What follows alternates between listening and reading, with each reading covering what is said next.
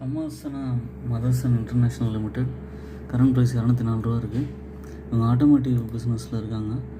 அவங்களுக்கு return on equity 11.8, BE வந்து 43.4 தான் இருக்குது.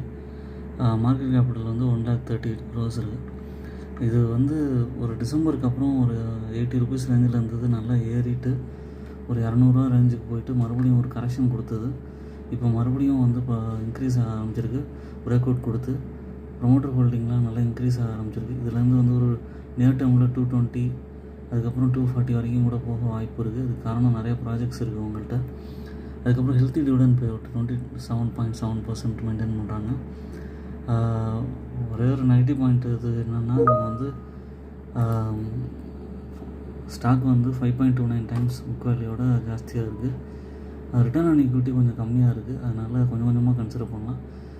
என்னோடய சேனலை சப்ஸ்கிரைப் பண்ணுங்கள், லைக் பண்ணுங்கள், எல்லா வீடியோஸும் பாருங்கள். தேங்க்ஸ்.